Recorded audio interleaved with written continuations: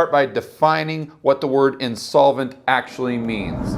Insolvency is legally defined as follows. A company is insolvent, unable to pay its debts, if it either does not have enough assets to cover its debts, i.e. value of assets is less than the amount of liabilities, or if it is unable to pay its debts as they fall due. In summary, it's when an entity can't pay its debts and/or liabilities exceed assets. I also want to point out that default is non-payment, or it's when the creditor is paid back with less purchasing power. Now let's dive into the first chapter of Peter's book, where he outlines his entire argument. Peter starts off by saying that the United States went from a dot-com bubble to a housing bubble to a government bubble. In the 1990s, the Federal Reserve injected tons of money into the economy, which fueled a stock bubble. The market turned down, unemployment started to creep up. That was the correction when the market turned down in 2000-2001. Readjustments in the economy involve short-term pain, just as a cure to a sickness often tastes bitter. Short-term pain, however, was unacceptable to the politicians and the central bankers in 2000 and 2001. Therefore, Federal Reserve Chairman Alan Greenspan manipulated interest rates lower to try to avoid that pain. All this cheap capital flowed into housing. As housing values skyrocketed, Americans were getting richer, but only on paper. This was just forestalling the pain that we should have gone through in 2000 and 2001. When market realities started to bear down on the economy and the housing bubble popped, with the broader credit bubble right behind, the government was running out of things to artificially inflate. So the Fed and the Obama administration decided to pump money desperately into the government. To understand what Peter's talking about even better, let's go to the whiteboard. We've got a timeline of 1980. It's going to now. And let's throw up a chart of M2, which is the money supply. And you'll see that it really starts to go up starting in 1971. But once we get to 90, 2000, 2008, it just goes up like a hockey stick.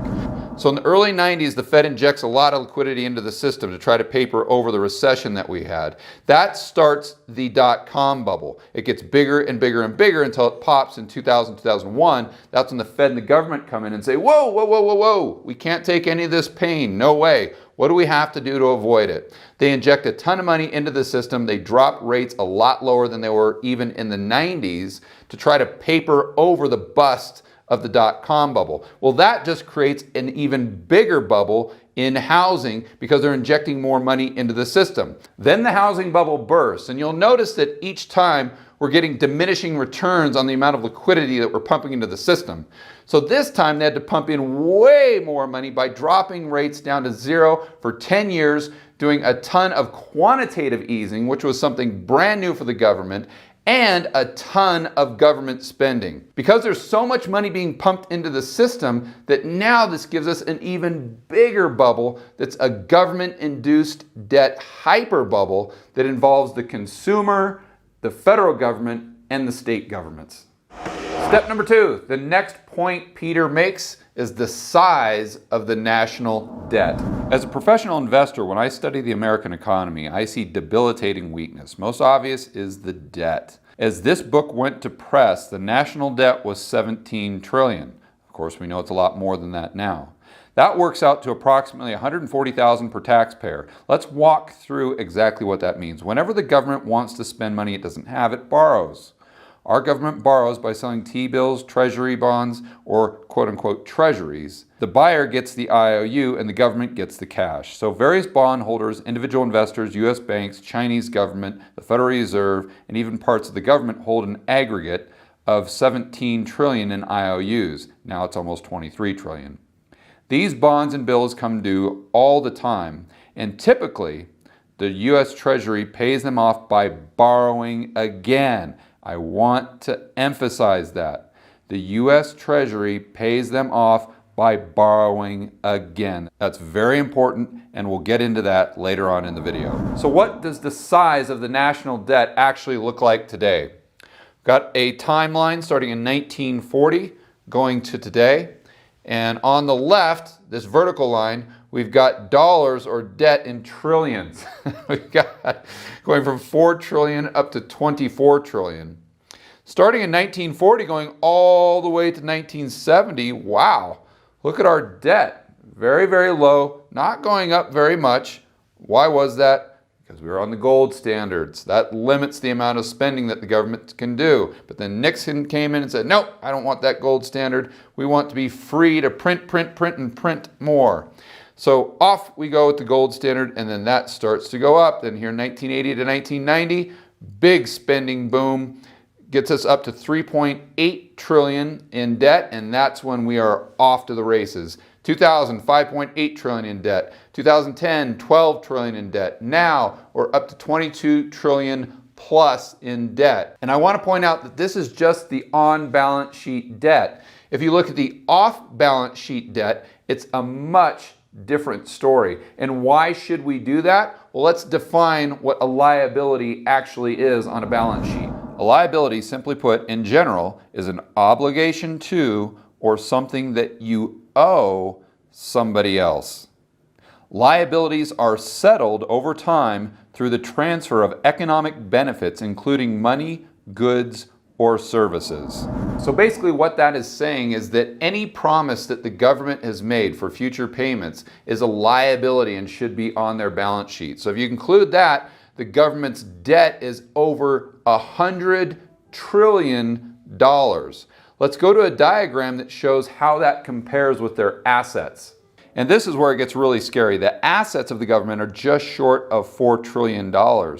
But the liabilities, and keep in mind that's the liabilities that they actually admit to, is 25 trillion. But we know that the liabilities realistically are 100+ trillion with assets of only 4 trillion. And what was the definition of insolvent? It's when your liabilities exceed your assets. Step number 3, the states are just as bankrupt as the federal government. To illustrate his point, Peter focuses on the state of California in a quote from Manhattan Institute scholar Josh Barrow. California's permanent budget crisis stems from institutional failures. Ballot measures have made it nearly impossible to raise taxes or cut spending, and have cemented the idea in voters' minds that they can get government services without paying for them. The state has repeatedly failed to reform its inefficient tax code, which relies too heavily on volatile taxes of high-income people and not enough on property taxes, or to tackle the problem of runaway public employee compensation. California is special in many regards, Peter says. For instance, no other state has city managers paying themselves $1 million a year. We can forget all the other government shenanigans for a moment and just focus on the pension crisis to show how bankrupt almost every state is. As an example, we've got this study from 2012. This shows it really well. This is the pension shortfall as a percentage of annual revenue for the state. This is the top 5. We've got Illinois at 318%. That's a 318% shortfall relative to their annual revenue. Connecticut, 243, Kentucky, 211, Hawaii, 199, and Louisiana, 184. These are the 5 worst. But if you go down the list, it doesn't get a whole heck of a lot better. In a newer study, it shows how much of a shortfall each state has in terms of individual households. So Alaska, per household, has a $102,000 shortfall in their pension system. California, 86, Connecticut, 82, Illinois, 76, Arkansas, 68. And these are the top 5 again, or the worst 5, I should say, but it really doesn't get a whole heck of a lot better as we go down the list. Let's pull up that chart and you can see that almost every single state is in the red. And once again, the definition of insolvency is when an entity can't pay its debts and can't meet its liabilities. If you look at the numbers, it's obvious that there's no way the states can meet their liabilities on a moving forward basis. Step number 4, Peter shows us that the government is driving people into the red. Even when there is not a significant increase in consumer prices, such as existed from late 2008 through 2011, the Federal Reserve deliberately warded off falling prices by inflating the dollar supply.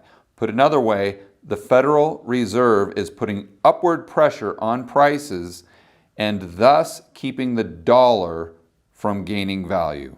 What he's talking about specifically is the business cycle. As the business cycle goes up, that credit expands, and when it comes down, that credit contracts. That takes us into a recession.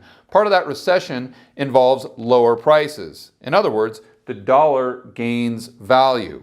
Because the dollar gains value, we get higher demand for those goods and services, which takes us back up out of the recession, which puts us onto a new uptrend. So the recession itself is the cure. That is vitally important. And what the Fed does is they come in and try to smooth this out by injecting a bunch of liquidity into the system through artificially low interest rates, QE, ZIRP, you name it.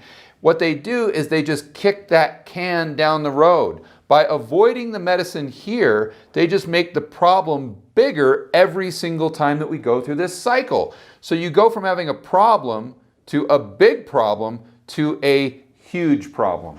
Step number 5, Peter points out that the media and the government try to brainwash you and me into believing that spending is patriotic and saving is unpatriotic. So this guy goes out there, gets a credit card, he maxes it out the first day. He's doing a great job. He's doing his civil duty to the United States of America. But this guy goes out, takes his paycheck, puts it in the bank. Well, that might as well be treason. Why is that? Because the economy is 70% consumer spending, and spending is driven by debt. So the media and the government try to get us to go out there and take on as much debt as we possibly can, spend as much money as we possibly can, because in their twisted Keynesian mind, they think that that's what's going to benefit the economy. For an example of that, let's go back to Peter's book. Whenever the economy slowed down in the past decade, politicians always looked for ways to get people borrowing and spending as much as before. In other words, Washington wouldn't let people recover from their spending binges. As an example, in 2001, President Bush told average Americans how they could help the economy. Your continued participation and confidence in the American economy would be greatly appreciated. Bush urged Americans to go out and spend. But Obama was no different during the recession in 2009. A month into his presidency, he declared it his goal to quicken the day when we restart lending to the American people and American business. Both Bush and Obama told the American people that when times are bad, they should run up credit card debt. It's the patriotic thing to do. The problem with that is the consumer is maxed out. Credit card debt is huge. Auto loans, they've had to push them out to 7 and 8 years just so people can afford the payments. Student debt at an all-time high, and the growth curve just goes straight up, just like that. Mortgage debt at an all-time high. So how does this compare to the asset side of the consumer balance sheet? Well, let's pull that up and look at it right now. You'll notice for the average American, their primary residence is the biggest asset on their balance sheet. Additionally, vehicles of all things, a massively depreciating asset, and their retirement plan or stocks and bonds. The average American's assets are a house, car, and a few stocks and bonds, all things that are artificially propped up by the Federal Reserve's money printing and their artificially low interest rates. We could very well go into a Japan-type situation when the next bubble pops, and that means all the asset prices never recover. 30 years, and the Japanese asset prices haven't recovered since 1990. So if we go through that same situation in the United States, which is very possible, the liabilities of the average American will far exceed their assets. In other words, the government will be insolvent, the states are insolvent, and the consumer is insolvent. Step number 6, the trade deficit problem. Peter says that the current trade deficit has vastly different issues than the traditional model given to us by economists like Milton Friedman. The idealized story of international trade says we buy Chinese televisions with dollars, then the Chinese use those dollars to buy U.S. cars. Ultimately, It's a trade of goods for goods, TVs for cars, with currency merely smoothing out the transactions. But the real story of international trade ends not with our selling physical goods overseas, but with our selling U.S. treasuries. We end up with Chinese TVs, and the Chinese end up with our IOUs. Put another way, we borrow to buy the TV. The traditional model works like this. Got the USA here, we've got China here. They're sending us more goods than we are sending them. In this hypothetical, let's say they're sending us $1 billion worth of goods. Let's say we're sending them 50 million. In payment for those goods, they're taking dollars. Well, they've got to pay their factory workers and their expenses in Chinese yuan, the local currency. So they can't really do that in dollars. So they take those dollars and they put them into the market. They sell them into the market to buy Chinese yuan, and that's how they pay their expenses. Well, the United States does the same thing.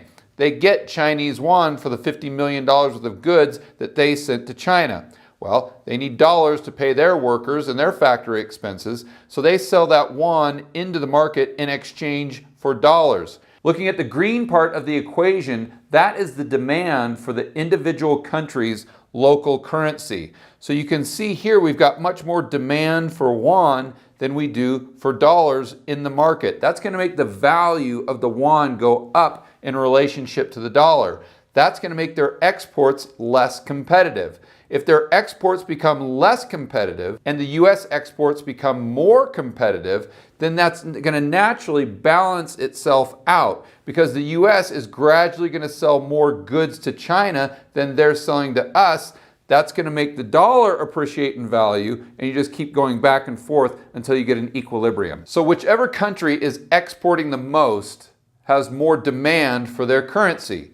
That currency appreciates, it evens things out. And as Friedman says, this is very beneficial to the United States because we're getting all of their stuff, but we're not having to use any of our resources. Friedman would also argue that it's a benefit for both countries because each country is producing what they produce well. Additionally, for the United States, it works well because the Chinese aren't going to sell all of those dollars back into the market. They're going to take some of those dollars, bring them back to the United States, buy treasuries, which keeps our interest rates low. Additionally, they can come in and invest in the United States. Let's say they build a factory, which means more U.S. jobs. I'm a huge fan of Milton Friedman, so I want to point out that whenever he used to do speeches on this model, he always used to admit that there's a lot of complexity and a lot of nuance in the trade deficit, and it's not always as straightforward as this makes it seem. Peter Schiff says it's much different in the modern day.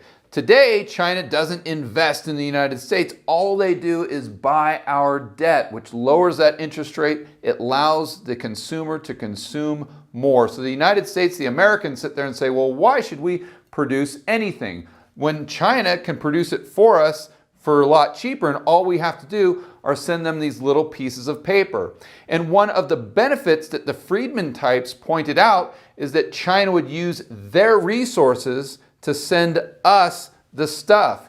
But as it turns out in reality, because we're not producing anything, the only thing that we end up exporting to China, or one of the few things that we export to China, are our resources. So China is taking our resources to build the stuff and send it right back to us, and all we're doing is getting fat and lazy as a result. So it depletes the resources, and we end up with nothing but debt that we owe China. And our greatest export are just these green pieces of paper because we just don't produce that much stuff anymore to send and sell to the rest of the world. This consumer mentality that's overwhelmed the United States has created a government that's basically insolvent, states that are insolvent, and a consumer that's completely broke. Now, this example doesn't factor in the China peg, but it gives you an overall idea of how Schiff views the trade deficit problem relative to traditionalists like Milton Friedman. Step number 7, consumerism is not capitalism. Here, Peter expands on the idea why the trade deficit in its current iteration makes the U.S. economy so much weaker. As it happens, a huge portion of our economy is simply about helping us consume. A shrinking portion is about helping us produce. Out of a $14 trillion GDP in 2009, according to the latest census figures, about $1.1 trillion of that was capital investment. A decade before, capital investment was $965 billion out of a gross domestic product of $9.4 trillion. Capital investment as a portion of our economy fell by more than 20% in a decade. In other words, we have been trading production for consumption. And how this works is if we've created an economy where we're getting most of our goods from overseas, then really our economy is all about just selling those goods to each other. So this person gets goods from China and he just sells them to this person. That's how he gets his money. This person gets goods from, let's say, Mexico, and he just sells it up to this person, which gives him money. This person just gets goods from Europe, brings them over to this person, and that person gives this person money. So there's not much, if anything at all, being produced in this very simple economy. But this goes to show you that when people say, oh, let's go ahead and bring jobs back to the United States, how? That's completely impossible because number one, it would take far too long to build the factories needed to produce all of this stuff. And if we were able to produce it in the United States, it would be at an extremely high price. And consumers who are already broke would no longer be able to afford to shop at Walmart or Target. The bottom line is the way this economy is set up is it's all about consumerism. And that means that we have an economy that's built on a foundation of sand. All right, we are almost at the Peter Schiff U.S. bankruptcy endgame. And that's where I'm going to tell you if I think that Peter Schiff is right or wrong. But before we get there, let's get into step number 8. And that's where Peter wants us to understand the government bubble even better and how we got here. The Fed is creating money that banks are then lending to the Treasury to pay for ever-expanding government. The same artificially low interest rates that made it easy to buy houses in the last decade are making it easy for governments to borrow in this decade. The government isn't borrowing for investment, it's borrowing for consumption. How do we get away with this? Why does anyone lend us money when they know we're only going to pay them back by borrowing and that we are going to pay them back with dollars that are worth less than they are today? We get away with it because the dollar is considered the reserve currency of the world. In other words, all major governments in the world hold dollars. Global commodities like gold, oil are typically priced in dollars. That means as a foreign country, you're willing to take dollars because you know some other country will be willing to take dollars. That other country will take dollars because some third country will take dollars. And if this sounds familiar, it's because we've seen it before. In 1999, people were investing in .coms not because they thought these companies might make a profit, but because they thought someone else would be willing to buy the stock at an even higher price. In 2006, people were buying houses not because they thought that the house was worth that much, but because they thought they'd be able to flip it for more money to someone else. This is only slightly different from a Ponzi scheme. It all depends on the existence of a greater fool. Eventually, you run out of fools and the bubble pops. So the United States has all these dollars that are circulating within the economy. But because the United States dollar is the reserve currency and commodities, or most commodities, are priced in USD, and 60% of FX reserves are denominated in USD, you've got a lot of artificial demand from other countries that are using those dollars to trade back and forth with one another. So all this artificial demand is created for dollars outside of the United States. That creates artificial demand for dollars and debt denominated in dollars. That lowers our borrowing costs for the United States government, which allows us to borrow more and spend more. This is how the United States has become the largest debtor nation in the history of the world. Step number 9, Peter Schiff's U.S. bankruptcy endgame. This is how he sees it all playing out. Those who lend to the U.S. government these days don't expect to be paid back in tax revenues. They know that they'll get paid back with more borrowed funds. Once would-be creditors begin to see the risk in the Ponzi scheme, they'll start demanding a higher risk premium. In other words, Uncle Sam will need to pay higher interest rates on those treasury bonds. Lenders will also be tired of getting repaid in dollars that are worth less than the dollars they loaned. In order to be able to borrow again and to be able to buy anything in dollars, the Fed will have to start swallowing up those extra dollars it created in its bouts of quantitative easing and bailouts. Normally, rising interest rates aren't disastrous because we have savings. But today, we're the biggest debtor nation. So this time around, companies, homeowners, and banks are so highly levered, as the numbers earlier in this chapter showed, that rising interest rates would be devastating. And the biggest debtor of us all, and guys, this is where we really need to pay attention. The federal government has the mother of all adjustable rate mortgages. Most of the national debt is financed with short-term paper, much of it maturing in less than 1 year. Rising rates would send debt service costs soaring, and at a time when the deficits themselves were rising due to an economic contraction that higher rates would surely produce. The way Schiff sees this playing out, you have all of these people who own, or entities that own, United States debt, and they see the risk of the USD being devalued. So that forces them to sell back into the market. The dollar becomes like a hot potato, those treasuries. They just want to get it off their books as soon as they can because they think that they're going to be paid back in dollars that are worth less. So all of these countries that own all of those dollars and all of that debt, that starts flooding back into the United States because they don't want those USD assets anymore.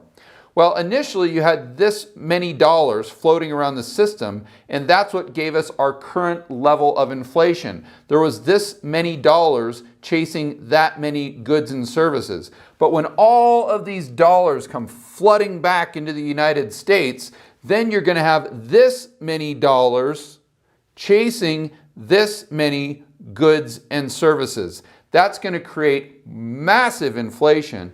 The Federal Reserve is going to have no choice but to come in and jack interest rates, just like Paul Volcker did. And then the government's going to have to come in and roll over all of that debt because so much of that $23 trillion is short term. But let's not forget about the last recession and the housing bubble. What caused that to burst? It was adjustable rate mortgages. So when interest rates went up, all of those subprime borrowers could no longer afford their monthly payments. So the whole entire system collapsed. Well, now we have the largest subprime borrower in human history. It's the United States government, and they have a $23 trillion adjustable rate mortgage. So if we had that many problems, if the recession was that big when the housing bubble burst, what is it going to look like when the government bubble bursts? Peter Schiff sees two ways out of this. Number one, which is actually what he suggests, and that's let the business cycle actually play out. Let's get the government out of the economy, the Fed out of the economy, and let's once and for all take that pain so we once again can get back to a healthy economy that isn't driven on debt and consumption. Unfortunately, that would look a lot like the 1930s. That would be a deep, deep depression. The other option is massive inflation. And although Peter Schiff suggests letting the business cycle play out, he thinks that the government will opt for option number two. The problem that the government has right now in the Fed is that the demand that they create through debt has to go through the banking system. All these additional dollars, in order to get out to all these people that will spend it, that has to be driven through them going to the bank and taking out loans. Well, if we're going through this massive recession, they're not going to be able to go to the bank. There's not going to be as much demand for those loans and for that debt. So the Fed is going to have no choice but to come in with an MMT style of helicopter money that circumnavigates the banking system and the way we have it now to make sure that that demand stays the same without any additional credit. This would cause either mass inflation or borderline hyperinflation, but it would allow the government to inflate their way out of the debt. And this is what Peter Schiff thinks is going to be the end game. So do I think Peter Schiff is right, or do I think he's wrong? Let me answer that question this way. In 2006, nobody thought that he was right. Nobody agreed with him, and he was right on the money. In 2010, there were actually a lot of people that agreed with Peter, and he kind of got the timing wrong. Now, nobody agrees with him once again. So me being a contrarian investor, I think I'm going to have to side with Peter Schiff. I think that this is going to be our end game. I think we could go through a big bout of deflation first, but sooner or later, we're going to have that MMT-infused inflation. For more information like this, check out this content right here, and I will see you on the next video.